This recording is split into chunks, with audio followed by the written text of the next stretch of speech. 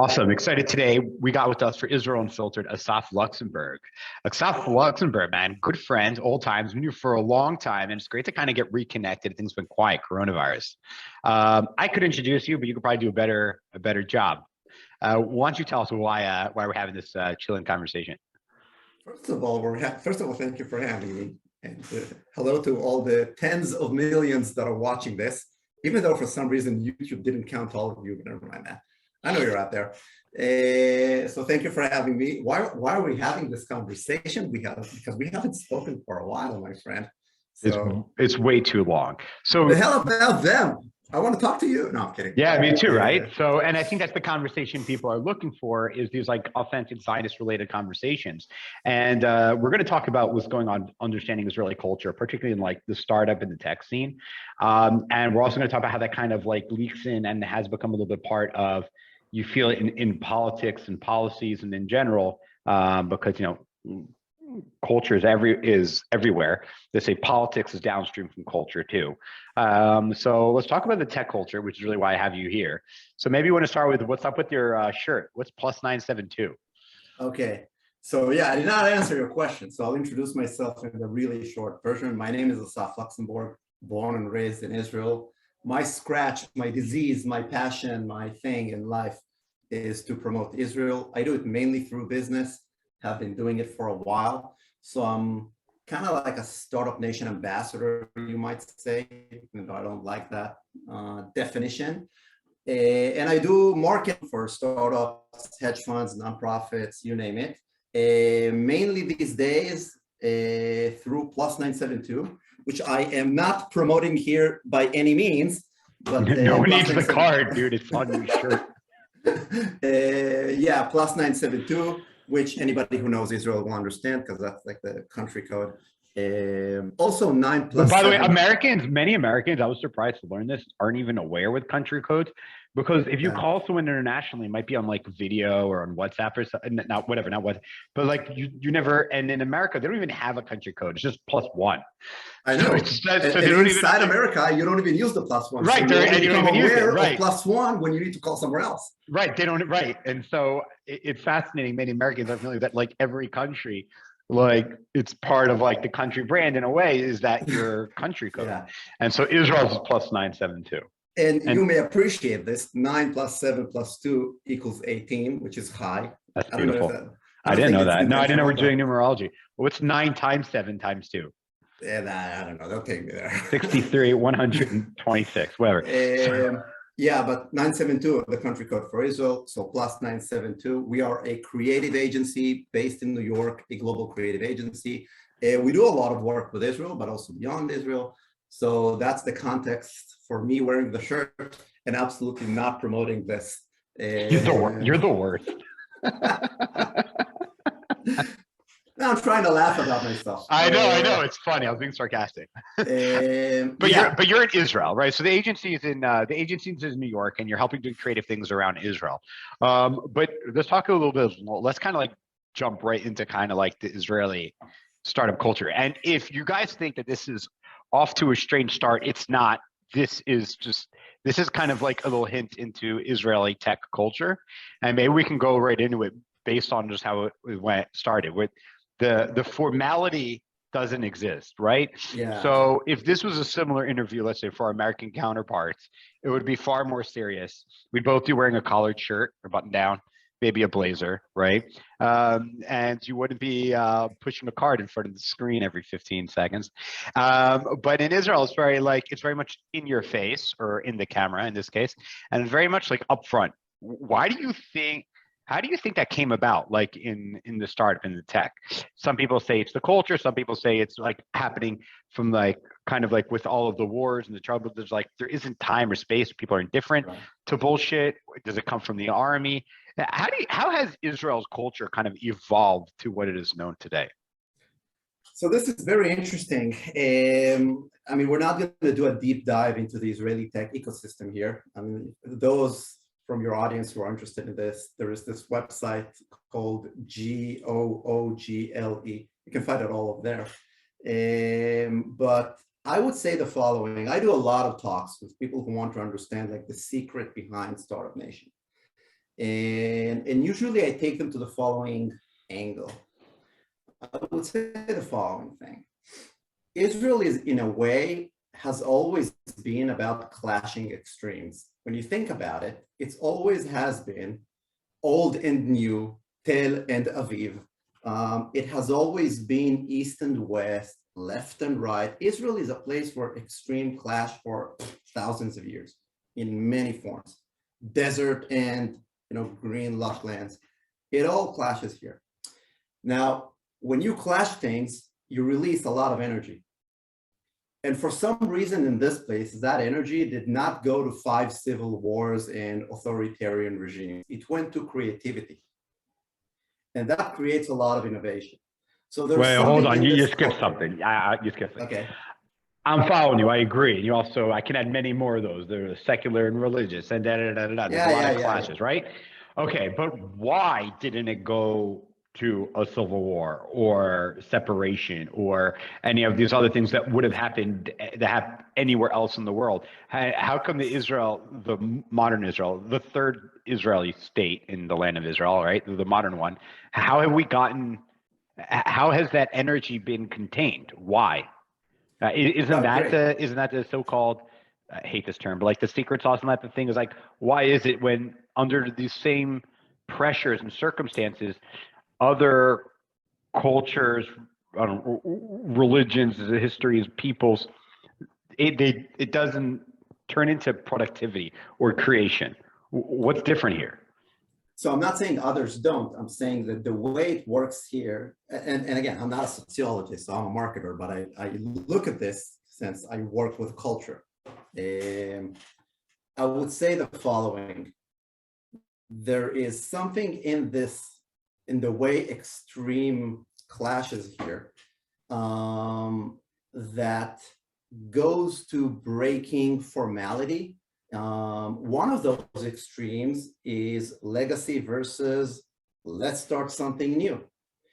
And that let's start something new in modern Israel spurred a lot of that innovation because you're loose from old habits and way of thinking. So I would say that this is something that is unique here. In this country, I'll tell you the following thing. And again, this is my perspective.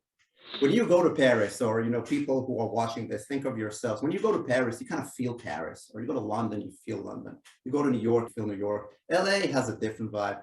But when you go to Israel, there's no one Israel that you feel. You can feel 5 different extreme Israels that are 2 kilometers apart from one another. And Israel has that way of, there's one extreme, another extreme, another extreme, another extreme, and they live and they coexist in a way, one besides the other. And I think that produces a lot of creativity. So maybe the universal message is that there are cool ways to play with our diversity and make them create cool things together, just like colors, maybe. Mm-hmm. Okay, got it. But you still don't explain that, like, let's say in Europe, which is much larger than the land of Israel, you have all these cultures, and it's the history of wars and kings and things. And I still don't understand. They have that too, and obviously maybe they weren't. And I would say if they were even more on top of each other in Europe, they'd probably be killing each other even more so. You can say things a lot about things in the Arab world, that there are a lot of like clans and families, and they kill each other also. I mean, this goes for every culture.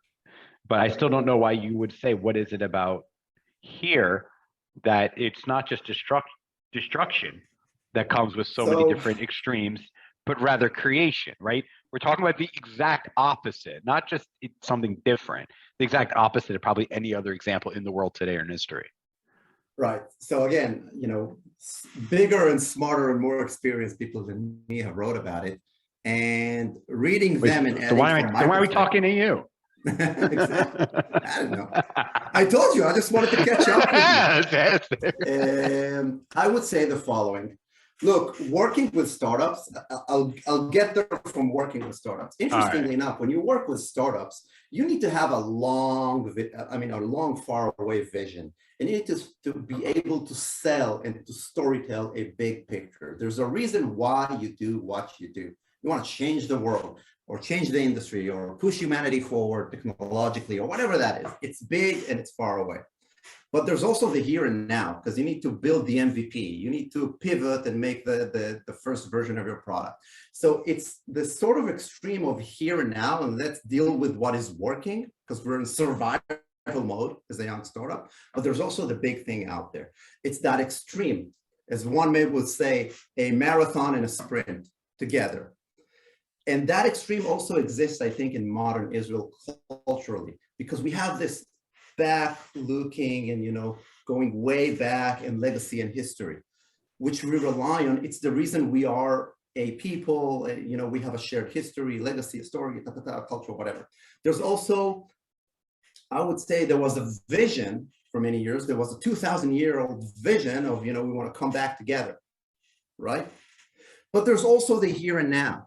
And the here and now, whether that was the kibbutz or forming the IDF or the way things work in Israel, you got to make it work right now. And I think that polarity is very healthy when you're dealing with times like today, where it's all about innovation and technology, because you're able to adapt quicker. That's interesting. So you said something which is definitely true, which is that there's a shared history that's much more shared. That's written in in the Torah and whatever, and in the Tanakh and the Bible and in all kinds. Jews have documented a lot throughout history, being extremely literate. But also one thing that I think we're missing is that we're all agreeing that we have a shared future and destiny. That we can have different extremes, but we have a shared destiny. And I think that's kind of what forces people to come together and create, as opposed to tear people apart. Because if I tear apart from you, I'm hurting myself in equal or greater measure than I would be hurting you. However, if you and I come together and we're extremes and we might disagree or have different perspectives on a wide variety of things, but we understand the goal is to make peace, come together and build together, I know I can have a more productive and fruitful future, and so can you, even though we may be very, very different. Absolutely. And maybe to help nail down this point so we can move forward in the conversation, I would say there are two things that are, I don't want to say unique only to Israel, but they're unique in the way they work in Israel. The first one I would say is a joint sense of purpose, which is basically what you described right now. We may disagree about the way going forward and our future vision, but we agree that we need to work it out together. So there's this shared sense of purpose. Israel is not the most individualistic country in the world where it's all about me, and maximizing and pursuing my personal happiness. We're part of something that is bigger than us. And I think that's the way we are taught to think and to feel from age 0 in this country.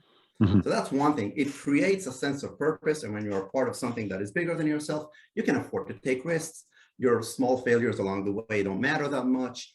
You feel belong to the tribe, whether that is your people, but it could also be your company in business. So these things are important for culture. The second thing that I think works uniquely in Israel is what I call the home factor. So you and I are talking right now as if we're both in pajamas and we just sat in the living room because we both just woke up. And that's the way business is done in Israel. Because in a small country where you're literally 1 degree of separation from anybody else, because you can always find a personal connection, no one's going to impress anybody with a suit and tie. Right. Here's another example. When you, or anybody who's watching, think when you were kids and you have siblings and you want to take something from the fridge. You do not stand in line if you see your other brothers and sisters taking something from the fridge. If you're the older sibling, what you do at home a lot of times is move me hungry. Yeah, that's what this morning we had chocolates for Pesach, in the fridge, from a gift from my company, and they were fighting over it. And I was like, you know what? Neither of you are getting this. Yeah, but my point is, you allow yourself to behave at home, right, not the same as you would behave in a public space. I see where you're going. I dig it. Now, Israelis, when you tell them, for example, when an Israeli goes to the park, I'm generalizing, but I think it's true to a certain extent. You should generalize. If not, we won't get anywhere without generalizations. So here's the point. Israelis go to the park. Anywhere else in the world, the park is a public sphere. So you should behave and, treat the public sphere with respect because it also belongs to everybody else. The Israeli mentality is, oh, cool, it belongs to everybody. So it's kind of like at home. So I can be in my pajamas. I don't need to stand in line. And you know, the road is like that. So that's It's how not we just that drive. they'll bring their hookah, they'll eat their sunflower seeds and throw it wherever they Yeah. want, and And they'll it's not come and they're because like, I'm let's have a party. exactly. And it's not because I'm disrespectful for the fact that it's yours too. I want you to also feel as if you are in your personal home in the public sphere. Right, And that creates an openness and that's flat fascinating. I like that. culture. It's a great analogy. But so I think we nailed this point. I know, think it's the first question of the interview. I think that's pretty good. I think that's really good. I think we really did. All right. So we have here, so we have a sense of, let's say, right, belonging, shared history, shared future, shared space, and that's kind of unspoken, and it's obviously rooted in Judaism, in Torah, and loving your brother. But then we have, how does that? Now we take that, and then you go into the tech world, right? And so we're saying, or in business in general, but how does that go into the private sector? So we have our communities and all that, but now we come into the community, the private sector. Okay, we feel like everything is like my home. So okay, so that's why we wear t-shirts to work, right? Okay, but beyond that, but explain to me the culture. I don't know if you're familiar with this. It was circulated maybe like 15 years ago. Intel's employees from America were coming to visit their big plants, their employees in Israel, and they had like a whole presentation about like understanding and how not to be offended by Israelis. You know what I'm talking about? Maybe you might remember it better than me. Maybe you want to share that, and then maybe we can pull some points from there, because it's pretty. I know Israelis passed it around as like really hilarious and comical, but for Americans it was like dead serious. You know? Yeah. So here's where the two worlds connect. If we wanted to talk about startups and business and understanding the Israeli business mindset and so on. So here's the point. I think none of these things are unique to this geography or DNA or random set of historical circumstances. It's universal. This mix exists here in a unique way, but everybody has ingredients of that. Now comes the technology revolution, which is a new frontier where rules are breaking, where things change really fast. That kind of culture is more adapted to that than other cultures. So it's not that the Israeli culture is good and I want to sell it. It's kind of like, I would say, imagine people who are surfboard, and you're with the right kind of board, longboard, shortboard. You happen to have the right kind of board when the right wave hits, and you caught the wave perfectly. Not perfectly, but pretty well. And that's the story of Israel with tech startups and innovation and all that. Because when that innovation, when the internet came, basically, we had a culture that is more adaptable to quick changes. Because we're not good in doing things big in this country. We're not good in building utilities. We don't have a world-class metro. We don't. That's not our thing. If it rains, it floods. So we don't even have. So the joke is, we can deal with Iran, but a little bit of rain and the entire system collapses, and the sewage and whatever. We're not good in this because we did not. I don't know. Maybe it's because we did not run empires for 2,000 years. Who knows? But we're really good in small, in solving things locally, in finding innovative small solutions to things, in patchworking. Jewish communities were small for 2,000 years. So there's this, I can understand how the narrative plays along, but when the internet comes, when the technology revolution happens, when this comes along, you have a culture that is more about, forget what we did so far. Let's try something new. And this, what the hell, let's try this approach is a lot of times what startups need. Yeah. So that's why Israel, in a way, nobody planned in Israel to get with McKinsey a 25-year-old plan for how to become a startup nation. We're not China. We're not doing these things. It kind of happened, but we need to learn in order to replicate that. And maybe there's a universal lesson for everybody else. Because if we can do it, everybody can do it. All right, let's go negative for a second. What are the biggest obstacles for Israel to be able, for us to be able to even embrace more of this, because some things are holding us back. And let's say, what do you think are the obstacles going forward, not the reasons that you may ascribe until now, why we're not able to deal with like real infrastructure and other projects like this? It'd be great, like when they have a shopping center, to have a freaking parking lot with enough parking. And, as an example. Yeah, I mean, look, when our grandparents and like their generation, when they founded this startup, They had to deal with the here and now. They did not put the foundations for, a big corporate. They built a startup. Mm-hmm. Waze was not built to be sold to Google. Waze was built to, as a startup, because that's how Right. startups start. You have to pivot. You have to find your way. You're a speedboat trying to maneuver around the rocks. You don't think about crossing the Atlantic. So there's a reason the country is built this way. I mean, Tel Aviv does not have streets and boulevards. There's one boulevard, maybe. So I would say the following thing. I think that for 20 years, for more or less 20 years, as someone who was a student in the business of promoting Israel, we celebrated Startup Nation because it was a great story. But startups this story is not the bedrock.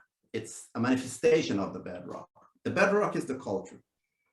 And I think that one thing we need to do better, and we are doing better than what we did 15 years ago, is building companies to grow and go big.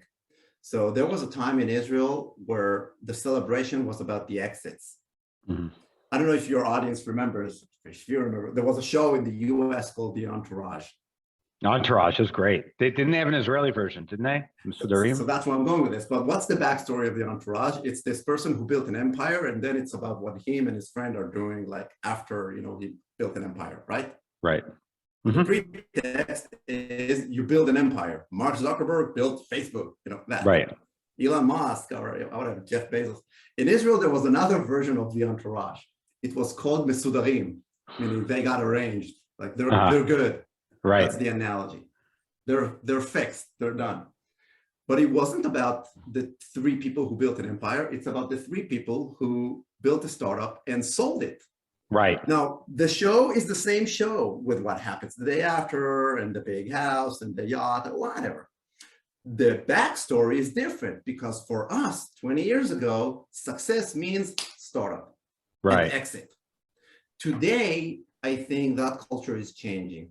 So for many years, a lot of thought leaders in the tech industry in Israel spoke about from startup nation to scale up nation. Right. So that Wix becomes an empire, so that Payoneer becomes a big company, so that, Outbrain, they grow big and they don't sell out once they have the opportunity. They keep the company private and grow it big and then go IPO. So why did that transition happen? I might. First of all, because a lot of people pushed for that transition to happen. What does that mean? What do you mean a lot of people? Who are these people? So generally speaking, exits are great, right? But when a company is being sold to a multinational, you never know what's going to happen 6 months down the line, 12 months down the line. Maybe people move to California. You know the story with Waze when they were getting bids for Facebook and Google, and I forget refused. They refused Facebook because one condition they weren't willing to do is we're not going to dismantle the team. We're not going to move.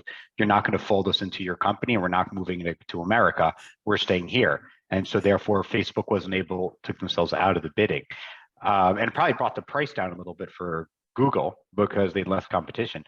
But there's a huge difference here. And in my opinion, and this is kind of where I think there is a transition from startup nation to scale up nation, is the founders understood that if they went in the path that they close up and they sell, it's going to be harder for them to start a new venture and a new startup and bring on people if you feel like I'm just here to exit and I'm going to sell out the team. And the vision and the engineers and all of that, and I think that's a huge component. And I think when people succeed after their first startup, and let's just say they have a startup and they exit and they made their millions, and then they're going to go back and make a new startup. Now they're like, the challenge is no longer the exit. They made their money. They're wealthy now, which is awesome. Now it's like, okay, now let me help even more people get well. Let me build an empire in a way for not just get me and the co-founders rich, make money for a lot of people and do some really cool tech, but also let's build an empire that's sustainable, that can continue to create wealth, opportunities, and jobs for generations to come. And I think but first you need to have that exit and make yourself financially stable and be able to prove to yourself that you can. And then the next challenge is now you want to do more. So what would be the next thing is, how do I take this bad boy public? I don't know. That's why I think it's like a natural evolution of an entrepreneur wants to do the next thing a little bit bigger, a little bit harder, a little bit more scalable. Do you think that it's that, or do you think it's more, or you think this, or the culture itself has shifted in Israel, or do you? No, first of all, absolutely. A lot of people, meaning investors, thought leaders, I mean, we're kind of speaking about it, so it became an issue. So people did push for founders, either it was technically or through, writing and speaking and promoting, but people from inside the industry were absolutely pushing the industry to go and build bigger companies that will be built for last. People can Google and find a lot about the from startup nation to scale up nation conversation. I actually want to say something, if Hamistabra, as they do in the Gemara, to counter your point, because I want to make the case for the entrepreneurs who make an exit, because it's not, sometimes it's portrayed as if, someone comes with an irrefutable offer. So, oh, big money, like we have to sell, we have to take. But it's not really like that. If you built a company and you have a product and you have customers and you were able to build a team and employees and suppliers you become friends with, a team who gave their blood, sweat, and tears for you, sometimes for less money because they believe in the dream. Conceptually, by the way, is someone who works in a startup, if the company is healthy and it makes an exit, you're supposed to be happy. You're not supposed to be angry that the company was sold. Never mind. Correct. My point is the following. If you're navigating that speedboat, because that's what it is. It's a startup, you're a speedboat, you're maneuvering around the rocks. At some point, you understand that in order to transform from a speedboat to an aircraft carrier, in order to cross the Atlantic, that's a big schlep. And if there's an aircraft carrier that can take you to market on the other side, it would be foolish not to do it. So Waze, in a way, the product was able to go big and global, partially thanks to Google. Now, if they would have tried to do it on their own, who knows what would have happened? They would have to raise more money. They would have to really make a big effort to grow overseas, conceptually speaking. So there is a case for doing an exit by being sold to a multinational and letting that aircraft carrier take you to market. Because if you really care about the product, really care about the consumers, and that is the best and fastest and most effective way to get to market, why not? So we will not be a startup anymore. We'll be a division inside that corporation, but we will fulfill the vision. So there is a case for making an exit and not saying, no, I want to build an empire. Which there's a moral case for an exit. Absolutely. Which I agree with. Right. And I think it leads to the. But do you think maybe there was like I'm trying to choose my words correctly, but I'm going to fail to do that.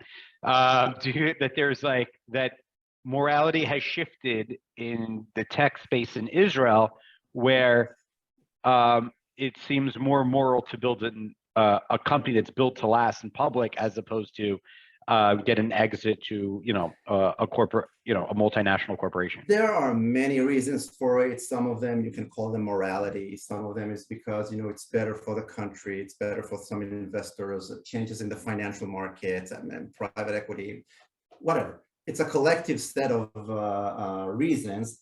But my point is, Startup Nation did make at least partially that change. And I think what Israelis, to go back to your original question about, what's the negative, at the end of the day, Israel is an island. Effectively, the only way to get a car out of this country is on a boat. So it is an island.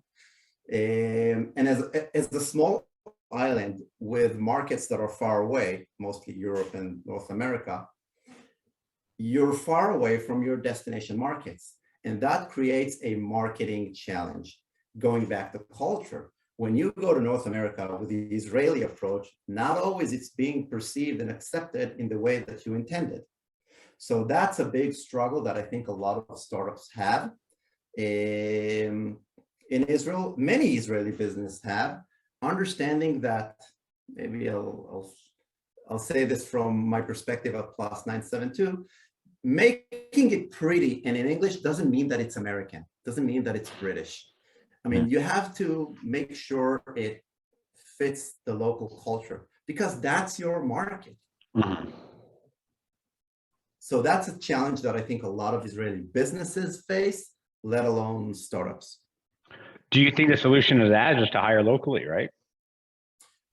Look, in a way, Israel has a local advantage that there are a lot of people who came from destination markets and are here. Right. Yeah, Israel's the most diverse by nationality in the world. Yeah, and in a way, you're one of them, and you're doing a great job in that sphere in the digital marketing place with What is Digital.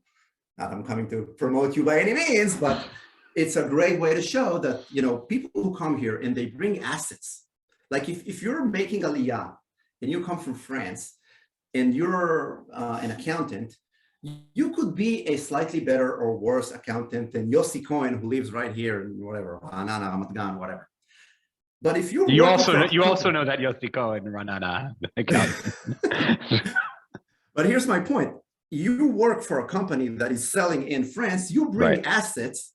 True, you're an accountant, you're a lawyer, but you understand French culture. You know that you don't send an email at that time. You don't write the email in this way. You don't call and introduce yourself in that manner. So you know how to tweak those things that are very important. Right. A few of our clients, they have French Olim salespeople that calling France, and as far as everyone thinks they're in France. And you would think they're born there, they're raised there, they have the accent, they speak perfectly when they're French, but they live here. And so it's amazing how much, yesterday was Yom Aliyah, how much immigration has helped Israel so dramatically. If we can, if we lower the barriers to immigration and to help immigrants join the private sector, we can do amazing things. And again, it's part of that extremism, because people came here from very different places, very different cultures. It clashes here. It creates an interesting mix and a lot of energy. But that diversity is a business asset. Right, exactly. And I always say it's diversity really of ideas and perspectives and what you can do more than where you're from. And we definitely have that. And those clashes, like we touched upon in the beginning of our conversation, leads to more growth and more opportunities and more creation, as opposed to saying, oh, they do things differently, I don't get along with them, my way or the highway. You really don't get that. You see, like, oh, look, a French person, they can help us they can help us penetrate the French market. You know what I mean? They can maybe connect us with these people and these governments, that, you know what I mean? And then you start talking to people, see where their connections are, and it's phenomenal how much people actually want to help. Yeah. I mean, I did some quad work with Masa and people who are, young professionals who moved to Israel. And it's all about being unique and valuable. I mean, you could bring value as an accountant or a lawyer or a digital marketer, but you are unique in the sense that you know Argentina because you're from there. And if the company is selling there, I'm not saying you need to be hired as an Argentinian consultant, but why not bring that value and position yourself as unique and valuable employee in the company? Just better for you. Right. Yeah. Right. So it's a big win. So you think, the scale up, you're saying from startup to scale up, you're saying it's just, do you think they can do more? It's more ideological? Because I honestly just see it as repeat entrepreneurs. I just want to do the next, they made their money. They never have to work again. And now there's something new to create. I'm speaking as an entrepreneur, right? So after you do let's say you're in real estate, like you do one real estate deal, another real estate deal. It's like, okay, I'm ready for a bigger deal. Okay, all right, I'm ready for, a multi-unit. I'm ready for, an apartment complex. Let's try. And after you do a couple of those, and then you're like, okay, let me try a commercial. Let me try, you know what I mean? Like, let me try a skateboard. Let me go to that. Now let me go to Center City. Like, I feel like it's just the natural progression as you succeed in business. I really think it's mostly that. Do you think there's actually been a cultural shift that stems from something other than kind of a maturation as an entrepreneur who succeeds and then wants to climb the next bigger mountain? Look, it was definitely a topic on the table. I mean, you go back to see what big conferences and people wrote about. Definitely, for the past 10 years, it was something that the local tech industry spoke about. I think there's another change that is happening, and it's more global, but it's happening here as well. Look, you and I kind of belong to this generation where, tech entrepreneurs were like the celebrated cowboys or, the rock stars or whatever. I think it's mainly because of this, because this is a phase in the revolution in a way. and it created a platform for a lot of apps. And suddenly with $50,000, you can start an app and go viral and what. So it made it look like it's easy, because you don't need $5 million to build a big system. All you need is 50K and, you know, code an app or whatever. And everybody wanted to try and be an entrepreneur. Why? Basically, when you give them a few good glasses and you get them to that point, because it's cool, it's admirable, and it looks like a fastest way for success. But here's the problem. When I was in college, just to say, in business school, we mocked like I studied finance or national business. I graduated in 2008 for my undergrad, and in Philly. And I remember mocking people taking like entrepreneur classes, because obviously it's like, why would an entrepreneur need to take entrepreneur classes? And there was, right? But there's also the truth is that you don't learn anything about business in business school anyway. So it turns out those are probably the best classes. But I feel like they were mocked originally, entrepreneurs trying to do their own thing and kind of, you know what I mean? In a way. Yeah, but in a way, Mark Zuckerberg changed that, because suddenly you have this cool kid who changed the world, and everybody was looking for the next Zuckerberg, and, you know, right. So there was this decade at least that I mean, I would ask an MBA class who wants to work for Google at a certain year, and everybody would raise their hands. And 5 years later, who wants to work for Google? I don't know, a few people, Microsoft, whatever. Right. Who wants to start their own startup? All hands up. That's a great example. That's really good. Now, here's the thing. I mean, go back 250 years. If you are going to California and you are going to cross the mainland and you want to get to the desert and go look for gold, you better know a thing or two about geology. Don't do it because everybody's doing it, because it's freaking hard. And I think it's the same in business, because it's a frontier. Startups are hard. Most of them, the majority of them, fail. So you better do something you're passionate about, not because it's Simon Sinek or whatever. True, that too, but because you will also be able to be more persistent when it will be tough. Right. So you should have an emotional connection point to the product, to the clients. That's the best, in my opinion. There should be an emotional hook, and you need to celebrate and communicate that. That's what I try to do as a storyteller. Bring the truth out there, which is why you will try harder. So I think today, more people step into this for the right reasons, rather than, oh, look, 3 years, we'll do this shmoo app that connects photos of monkeys to photos of bananas on Facebook, will go viral, and we'll make an exit. This whole idea of let's go to the desert, go like this, find gold, and get rich, I mean, I think we're kind of waking up from that dream, because the internet is maturing, and it kind of goes back to a natural scale of things. Not everybody will be tech entrepreneurs. Right, that also isn't room for you. Entrepreneurs need employees too, at least the successful ones. Yeah, and it doesn't fit most people's personality either. However, but I do want to connect this to our point. This mentality of why not, or what the hell, what's the risk of trying? Yeah, let's do it. Let's try it. Let's throw it and see. Let's throw it to the lake and see what the waves are. That mentality is pretty healthy in disruptive new frontiers. And Israel has a lot of that mentality. This what the hell approach is very healthy in many ways. Right. Because it's not about the process and what we do and how. It's about what we're trying to achieve and why. So let's see which means work in order to get there. Mm-hmm. It's a healthier approach in those environments. Mm-hmm. Would you say what you were saying earlier, like if you asked like a decade ago, who wants to be like, and you know, who wants to work for Google, and at least if you asked engineers and they all be interested, and you ask today, many fewer people, they'd rather try to start their own thing. Do you think that's like in Israel? I remember, and I believe it's like, oh, he works for Intel, or oh, he works for Facebook, or oh, she works for Google, whatever. Do you think that's also moved away from, or Mellanox, or one of the other very big companies here in Israel, or Waze? Do you think they've moved from that also to kind of starting your own thing? Do you think also, or do you think there's also like working for big tech companies in Israel? Do you think that's just as popular or as a goal as in the States? Absolutely. Because they pay amazing. Obviously, the compensation is ridiculous. Get this. You have a steady job and you don't have to sweat and wake up at 3 a.m. going, what's going to be with my startup? which Right. is what every entrepreneur is facing almost. Yes, I know. Yes, yes. Yeah. Many of us felt it. Yeah. Why No, we keep it's doing still, this is why we keep doing this is probably the main question. Mhm. Because it's very admirable and it That's was true. And I think celebrated so you get much. more purpose. But that also might be the reason why instead of exiting and starting a new startup, maybe that's why people are looking to scale up because, hey, we're already successful. We made it. There's a new challenge here and I don't have to freak out as much.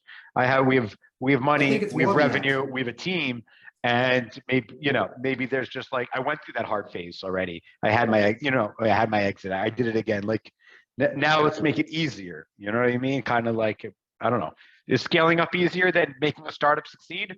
I would think so. If you're in the right Both are ecosystem. hard. Listen, both are hard. I know, You yes. need the right motivations. I mean, you need the right motivations. If Yeah, you see want the to right be a team. singer in order to be famous, someone else who is really into the music will try harder than you.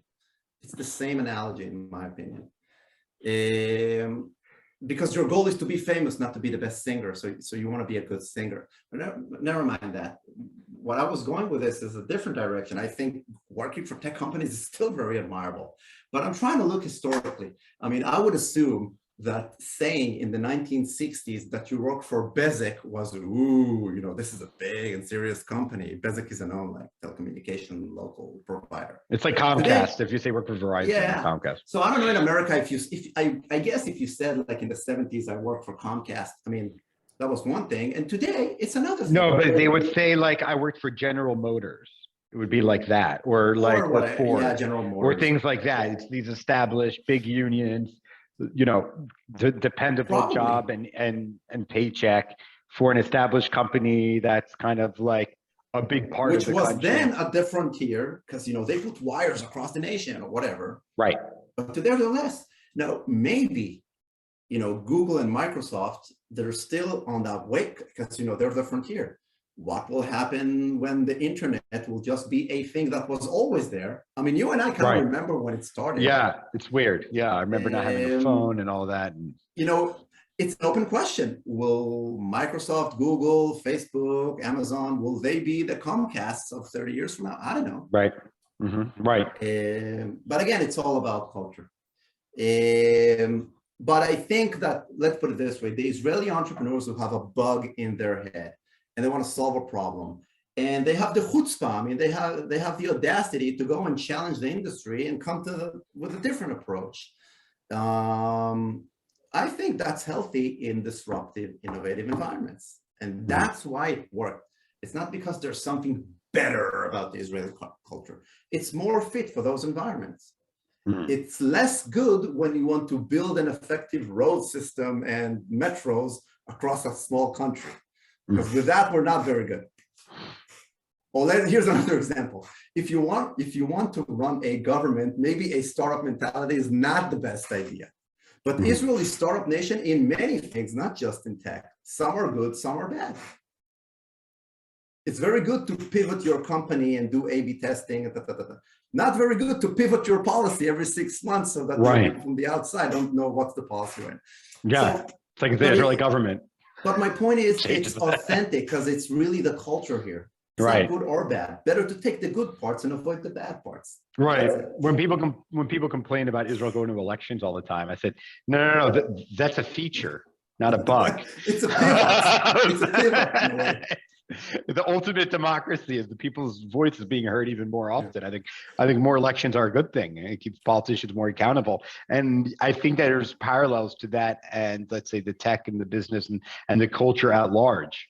But there's another important point here from our story, because the story of the story is that Israel had that culture from the kibbutz, from the early days, with all these extremism between old and legacy and new and fresh, and that whole thing. And then the innovation, and then the information revolution happened, and we happened to be there, positioned with the right culture to catch the wave. And then this book came out in 2007 called Startup Nation, which told that story, meaning the book came out in 2007, and it told the story of what happened in the 90s and early 2000s, which made it happen. Now, in the tech world, everybody knew that. People in Silicon Valley did not need the book Startup Nation to get to know Israel. But since this was 2008, you know what happened in 2008, you graduated, you remember that. Yeah. And this book comes out about the little engine that could, and how can you create something out of nothing, attract foreign direct investments, create a lot of jobs. If you're the mayor of Madrid, you say, ooh, I want that too.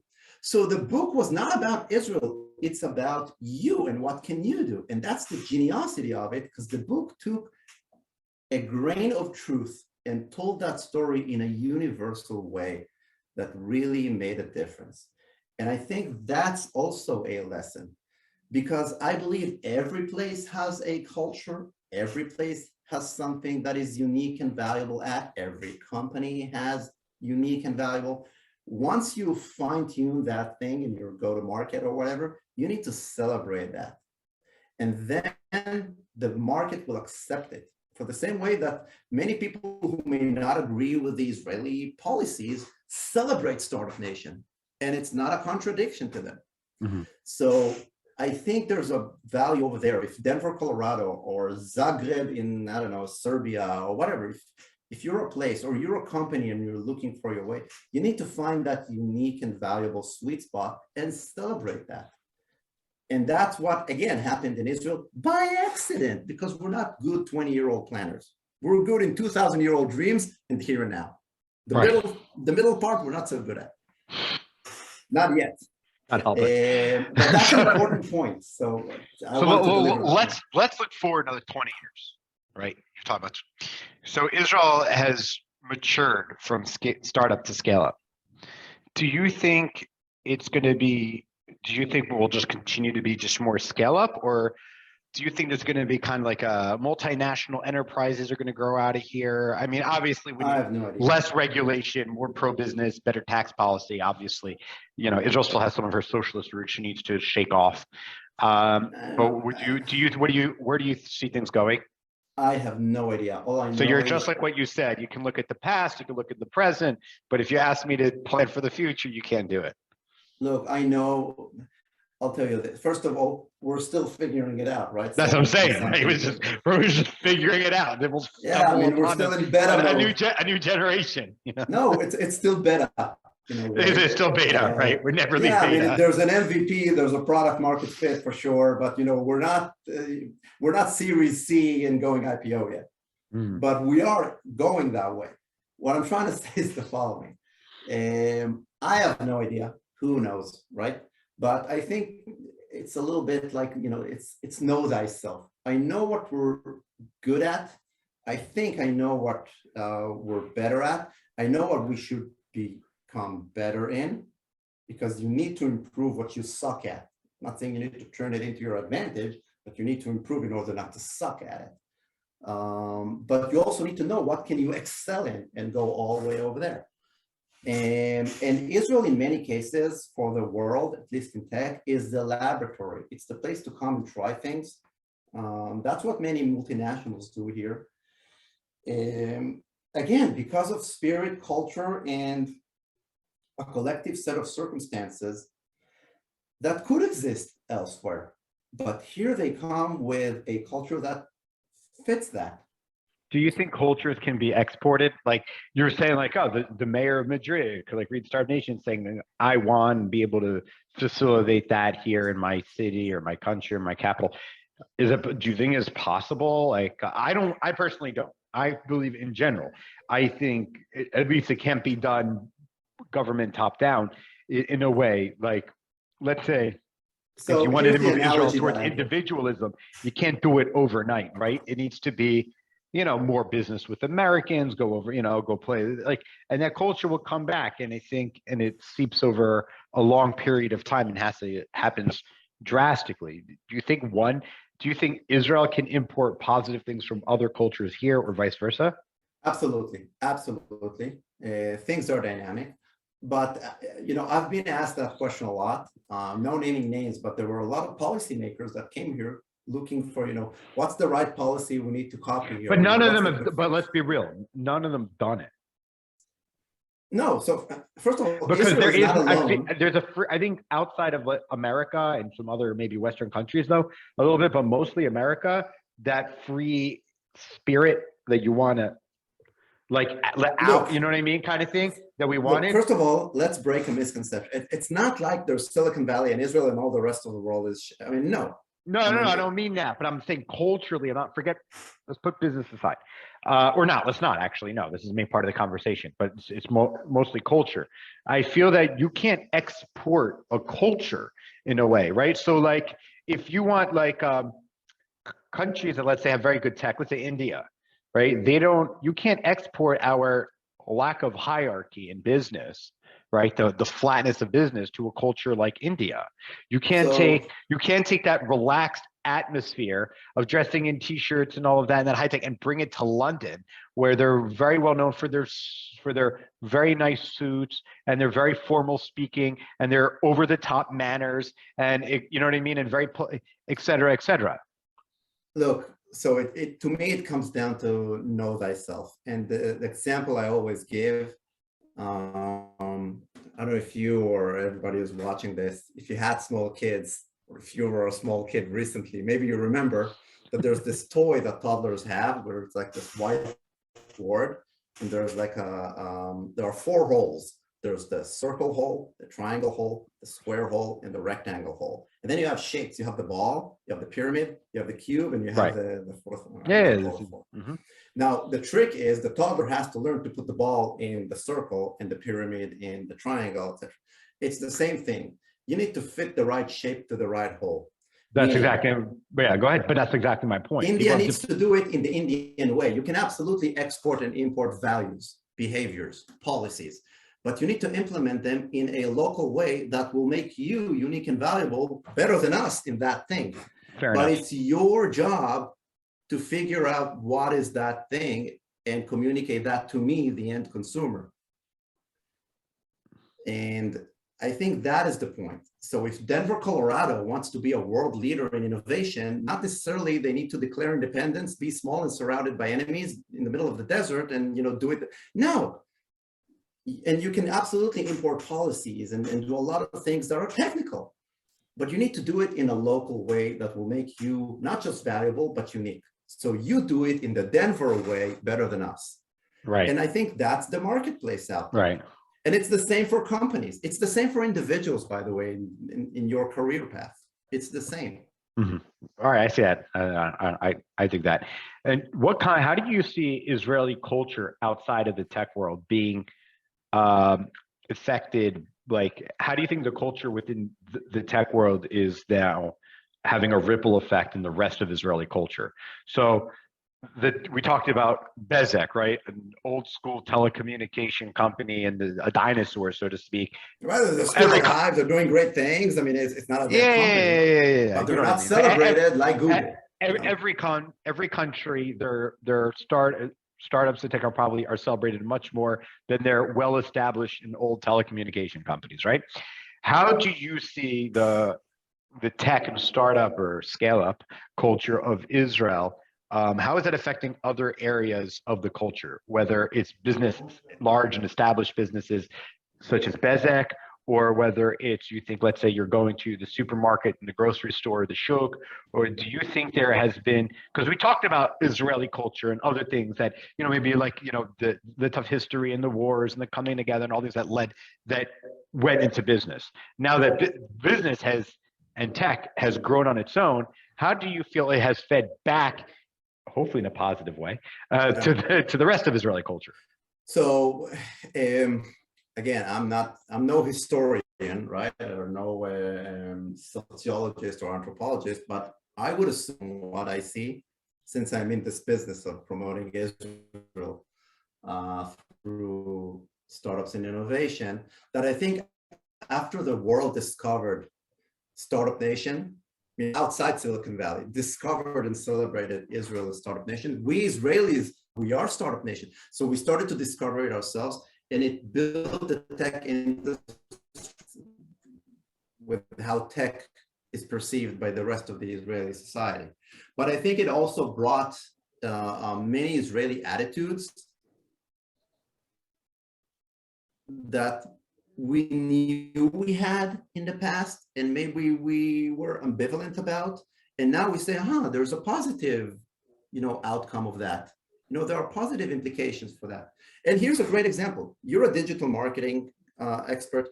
I work in a creative agency. I work with a creative agency called Plus 972.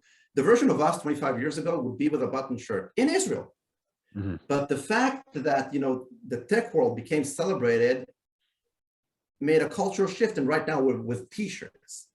Yeah, but that's the dress. But we're serving the tech world. So I don't think that's fit. Well, I am. My clients are. Yeah, but not only.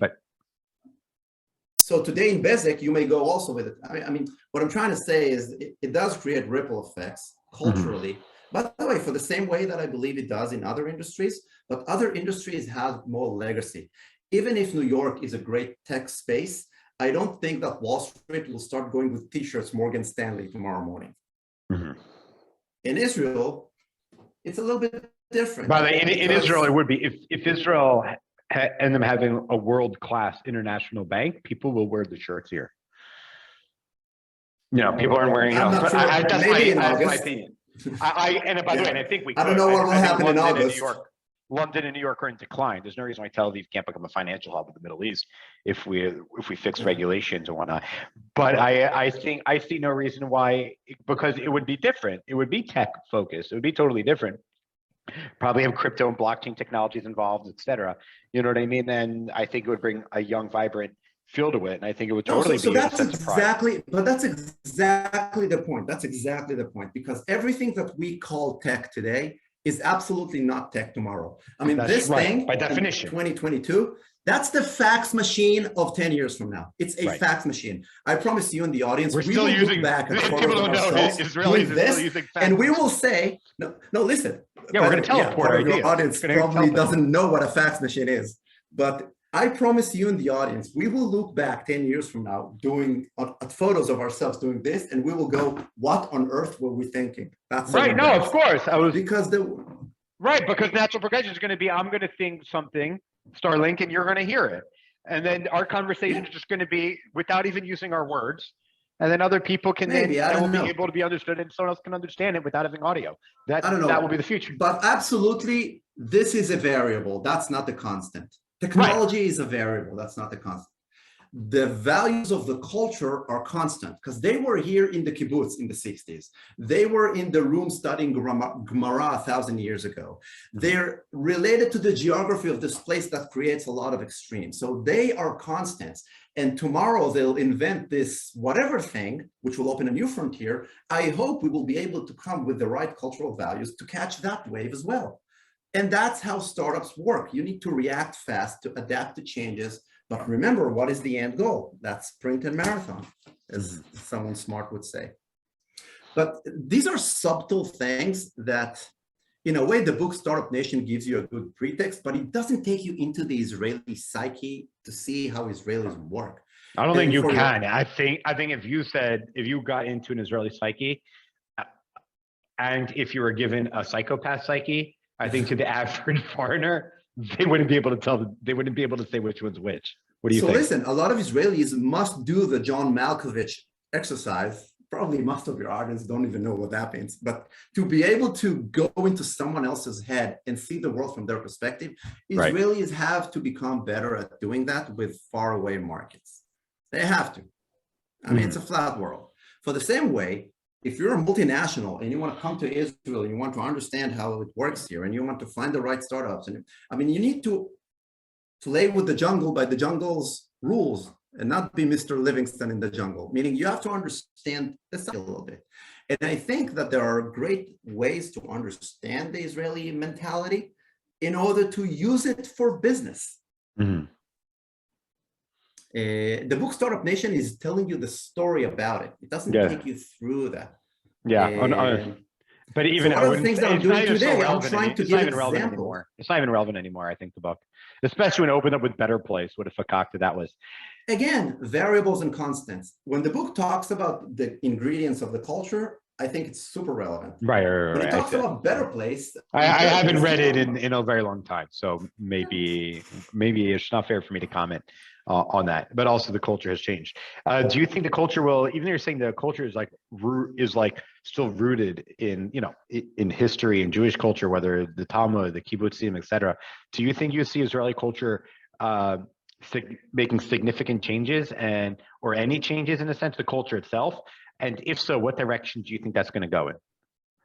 I have no idea exactly which direction, but I know you don't know. What do you think? change. Cool. You have enough experience. You study this. You speak to people, come all the time to learn about Israeli culture, technology. You're in the weeds. You're involved. I mean, you can probably look the last several years. How has it pivoted and changed? What direction do you think we're going in? So look, I have maybe personal opinions about, the culture here locally, the civil culture, and how that's going to play out. But from the more business point of view, from the economic point of view, I think Israelis are more maturing. Startups here continue to be interesting, but they'll also be able to build bigger companies. It means that if you're from a destination far away and you're looking for opportunities with Israeli startups, not necessarily you're looking for the young, innovative startups to purchase when it's very young. Maybe there's a company that can grow here and then you can work with it when it's a teenager and not a toddler. But I think there are absolutely constants in the way Israelis think and operate. One of the things that I'm trying to do today is celebrate more of these traits and less the story of Startup Nation, which is pretty much told and it's over. That book is finished that book was written. It's done. We're in a new chapter. Listen, it was a great lemon. We squeezed it. We need to finish squeezing it all the way, as any other place should with the equivalent assets, but move forward. Right. And one of the things that I'm doing right now, me and my partner at Plus 972, we're trying to celebrate traits from the way Israeli entrepreneurs think and work. We actually have a cool project right now that does it, because we want to bring the values through in an eye-leveling way, meaning not tell you, oh, Israel is this and this and that. That's boring. More about, here's the story of that entrepreneur, for example. Mm-hmm. Right. It's almost like mini biographies. Right. So, I mean, in Israel's government, we're seeing more, which is a good thing. People that succeeded in technology move into government. And you're seeing the opposite. People in government go into technology. It's fascinating. Those that made in technology and go to the government are right-leaning. Those that, let's say, made a lot of money, corruption in government, now going to tech, like Ehud Barak.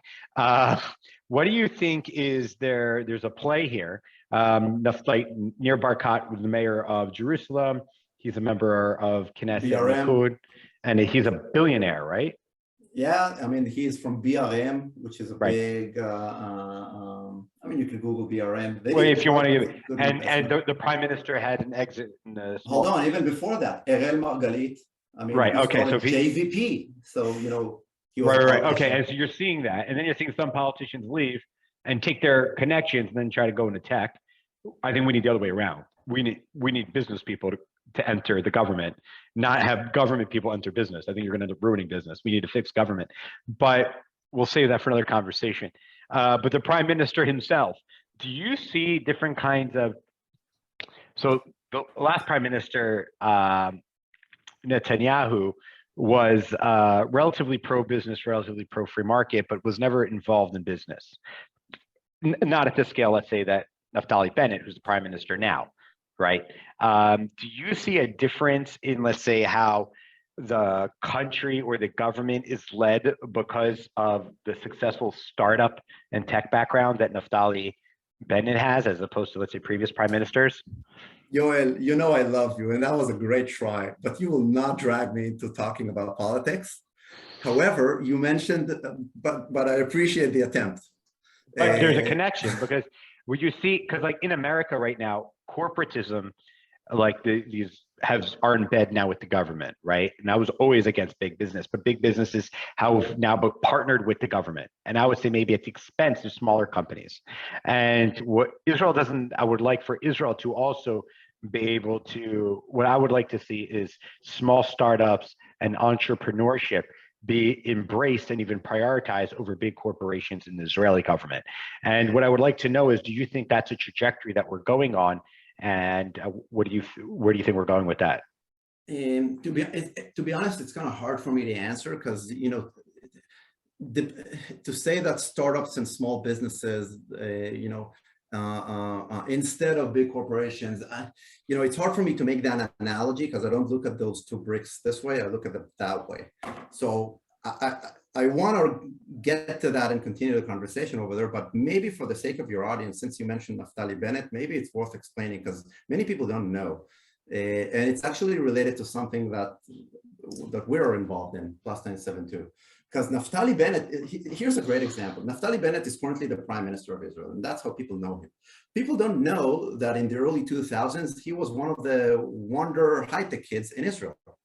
And he was not the prototype that you would expect from a wonder kid to be. Why is that? I mean, he wore a yarmulke, he's not secular from Ra'anana, served in A200 or whatever. The point is this, Naftali Bennett started a business right after college. He has his military background, but they started a startup. By the way, against what we spoke about, that you need to have some sort of emotional connection to the industry. They started literally 4 people in an attic and saying, oh, we want to start a startup. Let's think of ideas for a startup, which is in a way not the way to go. Yeah, it's usually the other way around. Usually you're inspired by something. How can we channel this into a startup? I want to start a startup. What can we do? But that Naftali Bennett with his team, his other 3 friends, made a notable exit in 2005 with a company that did fintech before there was a word fintech. Right. And the other 3 founders, you're focused. Yeah, I know. It's like I moved and that's it. Yeah. Oh, that didn't help. Anyway, yeah. Face close to the camera. Now, the other 3 founders after that exit went to start Taboola, Kaltura, Ply Media. I mean, big companies. Yeah, Kaltura is a client of ours. And Bennett went to politics. Bennett, by the way, before that was the CEO of Soluto, which made an exit as well. But never mind, Bennett comes from that industry. Now, here's the interesting part. You want to understand how Israelis think. Promise you're not going to get me to talk about politics. However, that Naftali Bennett in 2009 took a lot of his lessons, what to do, what not to do, what worked, what didn't work. He depicted how they operated in an Israeli way and where it fit, what didn't fit. He took all that after he blogged about it, and he put it on a book and released it for free in Hebrew. Mm-hmm. And then he went to politics and people kind of forgot about it. And I came across that book in 2011, I think. I read it maybe 10,000 times. I always kept a copy close to my bed because the book is also written in an Israeli way. It's tachlis. There's no storyline. It's right. Punchy. Every paragraph has, a value. The sections could almost be independent in a way. Yeah, I mean, you could go from chapter 1 to 7 to 3. Right. They follow chronological, but it's not. They're independent. Yeah, exactly. And it never existed in English. And I remember people told me, okay, Assaf, so can you give us some examples? And I will give an example or 2. But I could never refer them to a source like this. So we went to Bennett about a year and a half ago, and we signed him on a paper that we're going to translate his book with all these lessons to English and release it again for free. We started working on it. Little did we know, I think little did he know, that he's going to become the Prime Minister. That's how things are in Israel. Right, even a year and a half ago, like a few months before he was Prime Minister. Yeah. And maybe just to show that for a second, we just released this book. So if you go online, I mean, think and see it through examples, practical, another word being used here, pragmatic and practical examples. So you just go online to the Exit book by Naftali Bennett. You can read the full book online, and it has a lot of business values. And these kinds of sources are critical if you want to do good business. I'll make sure to share the link in the description. If people want to be able to grab it, they can grab it and download it for free. I did read it. It is fantastic. I was trying to bring the tech and the politics things together so you can make your plug. But it took a couple minutes. But I think I'll tell you why I think this is more interesting, because here you have values that are super relevant for politics as well. Do you think have other politicians read this? Like, what do you think? Let's say there are 120 members of Knesset, right? What percentage of them you think have read this? Obviously in Hebrew or something. I don't know. 3, some 4? Of them for sure. Look, you need to remember that, maybe in politics, Terel Margalit and Naftali Bennett are rivals politically, but at the same, we spoke about the collective sense of purpose. So there's that. But also, in the business world, one could invest in someone else's startup. So right. It's not extreme as I think people think it is. But the values and the lessons in content like this is universal. So again, nothing here is uniquely Israeli. The mixture is unique. The blend is unique. But the values are universal. I'll give you maybe one example. You asked me about what Israeli startups need to get better at, and I think it's something that I see in the market. Global startups, they have that disease as well. And maybe you see it with some clients as well. I think the number one killer of startups is if you build it, they will come. Meaning you you build something, and then you go to the market, and then you get, the punch in the face, and you realize it's hard to sell. Because people say, "Oh, thank you for bringing that product." Marketing and sales is Israel's finally coming around to appreciate marketing and sales. It's I made the best technology. Oh, it's amazing. They'll find me. They'll need me. They need my product. And I was like, that's not how it works, honey. Yeah. And now for many years, for a long time, still today. How old are you, Assaf? I'm like you're 80. I'm not that old. But I would say for a long time, I'm still seeing that, you built a product. The product is great, but it's not fit for the market yet, meaning there's no complete product market fit. You still need to adjust it to the customers.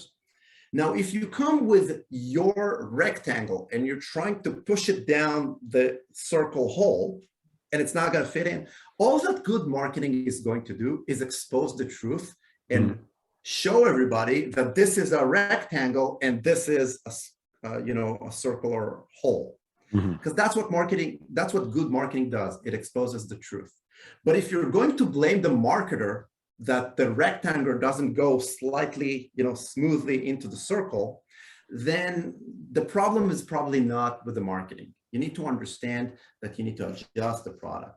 And I think that if you build it, they will come is still a disease that a lot of startups have, not only in technology, a lot of new emerging businesses have. And it's hard to build the product with your clients because you need to come from an attitude that I am here to serve you and I will figure out what works best for you. And not, I want to build this thing and I'm going to find a way to shove it to you.